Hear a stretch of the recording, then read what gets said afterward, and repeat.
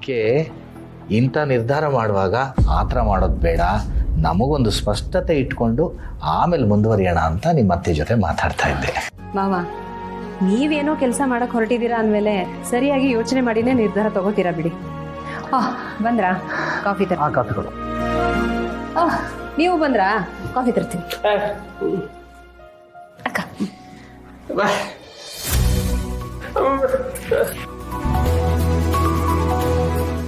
ಏನೋ ಹೊಸದಾಗಿ ಡ್ರಾಮಾ ಮಾಡ್ತಿದ್ದಾನೆ ಅಂತ ಅನಿಸ್ತಾ ಇದೆ. ಜೀವನ ಪೂರ್ತಿ ಇದನ್ನೇ ಮಾಡ್ಕೊಂಡು ಬಂದ್ಬಿಟ್ಟ.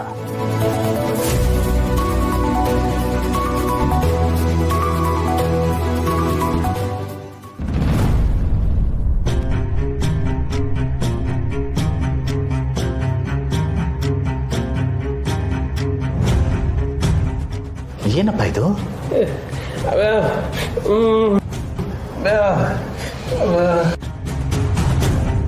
ನೋಡಿ, ಇದು ನೀವಿಬ್ರು ದುಡ್ದಿರೋದು. ಇದು ನಿಮ್ಮ ಹತ್ರನೇ ಇರಬೇಕು, ನಮಗಲ್ಲ.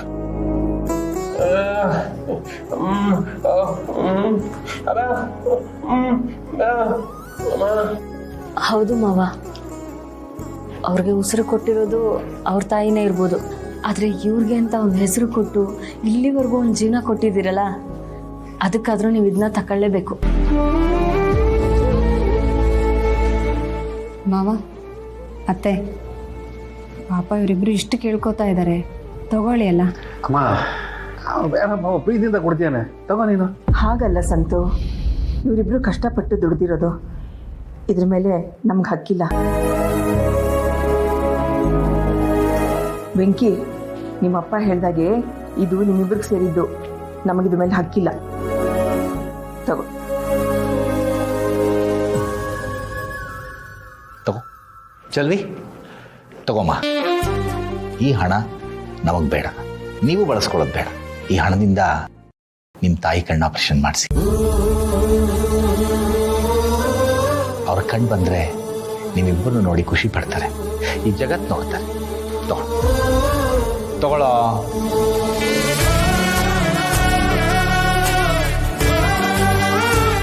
ಅಯ್ಯೋ ಮಾವ, ನಿಮ್ಮ ಜೀವನದ ಉದ್ದೇಶನೇ ಅದು. ಆದರೆ ಅವನ ಹತ್ರ ನಾನು ಮಾತಾಡಿದೆ ಆಪರೇಷನ್ ಬಗ್ಗೆ. ಸದ್ಯಕ್ಕೆ ನೀವಿಬ್ರು ಒಂದು ಜೀವನ ಅಂತ ರೂಪಿಸ್ಕೊಳ್ಳಿ, ಆಮೇಲೆ ಈ ಆಪರೇಷನ್ನು ಅದು ಇದು ಎಲ್ಲ ಅಂತ.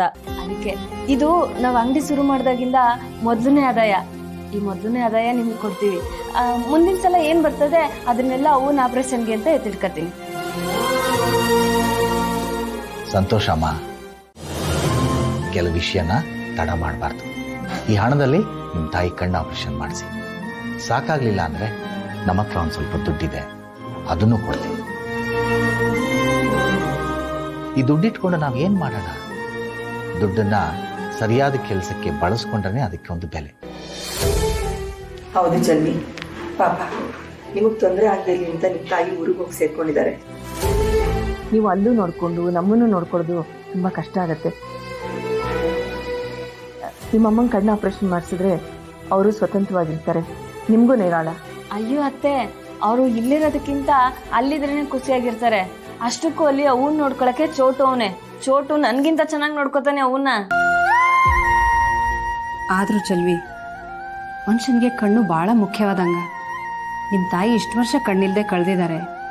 ಈಗ ನೀವು ಬೇಗ ಆಪ್ರೇಷನ್ ಮಾಡಿಸಿದ್ರೆ ಅವ್ರ ಪ್ರಪಂಚನ ನೋಡ್ಬೋದು, ನಿಮ್ಮಿಬ್ಬರನ್ನು ನೋಡಿ ಖುಷಿ ಪಡ್ಬೋದು ಅಲ್ವಾ?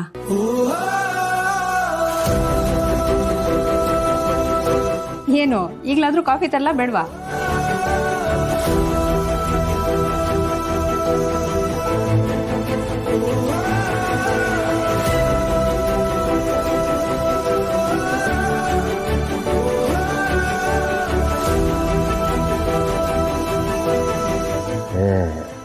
ಇವರಿಬ್ಬರಿಗೆ ಸ್ವಲ್ಪನೂ ಬುದ್ಧಿ ಇಲ್ಲ.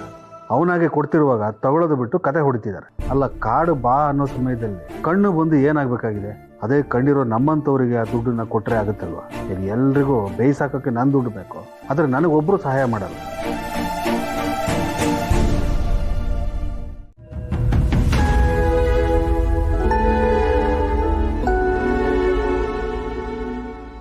ರೀ, ಆಫೀಸಿಗೆ ಹೊರಟ್ರಾ? ಸಂಜೆ ಎಷ್ಟೊತ್ತಿಗೆ ಬರ್ತೀರಾ? ಇನ್ನೂ ಐಡಿಯಾ ಇಲ್ಲ, ನಾನು ಹೊರಟಾಗಲಿಂದ ಫೋನ್ ಮಾಡ್ತೀನಿ. ಸರಿ ಬನ್ನಿ, ತಿಂಡಿ ತಿನ್ನೋರಂತೆ.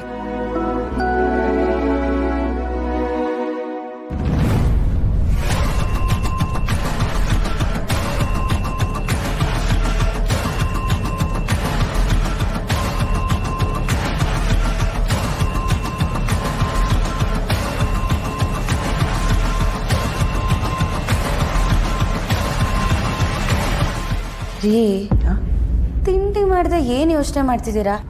ನೀವೀಗ ಯೋಚನೆ ಮಾಡ್ತಾ ಇದ್ದಿದ್ದಕ್ಕೇನೆ ನಿನ್ನೆ ಹೀಗಾಗಿತ್ತು. ಇಲ್ಲ ಜಾನ್ವಿ ಅವರೇ, ನಾನು ಎಷ್ಟೇ ಅದನ್ನು ಮರೆಯೋ ಪ್ರಯತ್ನ ಮಾಡಿದ್ರೂ ಆಗ್ತಾ ಇಲ್ಲ. ನನಗೆ ಯಾವತ್ತೂ ಮುಂಚೆ ಹಾಗಾಗಿಲ್ವಲ್ಲ, ಇವಾಗ ಯಾಕೆ ಹಂಗಾಯ್ತು ನನಗೆ ಅರ್ಥ ಆಗ್ತಾ ಇಲ್ಲ. ನೋಡಿ, ನೀವು ಹೀಗೆ ಯೋಚನೆ ಮಾಡ್ತಾನೆ ಇದ್ರೆ ಗ್ಯಾರಂಟಿ ಡಾಕ್ಟರ್ ಹತ್ರ ಕರ್ಕೊಂಡು ಹೋಗ್ತೀನಿ ನಿಮ್ಮನ್ನ.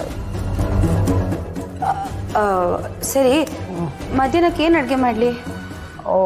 ಮಧ್ಯಾಹ್ನ ನನಗೆ ಊಟಕ್ಕೆ ಬರೋಕ್ಕಾಗೋ ಡೌಟು. 2 ಇಂಪಾರ್ಟೆಂಟ್ ಮೀಟಿಂಗ್ಸ್ ಇದೆ, ಆಮೇಲೆ ಒಂದು ಕೆಲಸದ ಮೇಲೆ ಹೊರಗೂ ಹೋಗಬೇಕು. ಮಧ್ಯಾಹ್ನ ಊಟಕ್ಕೆ ಬರೋಕ್ಕಾಗಲ್ಲ, ಅಡುಗೆ ಮಾಡೋಕ್ಕೆ ಹೋಗಬೇಡಿ.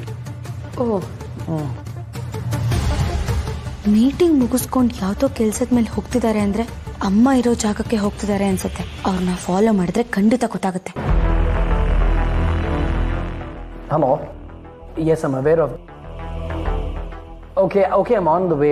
Please relax, don't worry. Yeah, thank you. Janhvi ಅವರೇ, ತಿಂಡಿ ತಿನ್ನೋಕ್ಕಾಗ್ತಾ ಇಲ್ಲ. Really sorry. ನಾನು ಸಂಜೆ ಬಂದು ನಿಧಾನಕ್ಕೆಲ್ಲ ಮಾತಾಡ್ತೀನಿ. ಆನ್ ದ ವೇ ಏನಾದ್ರು ತಿನ್ಕೊಂಡು ಹೋಗಿ. ಸರಿ, ಮನೆ ಕಡೆ ಜೋಪಾನ.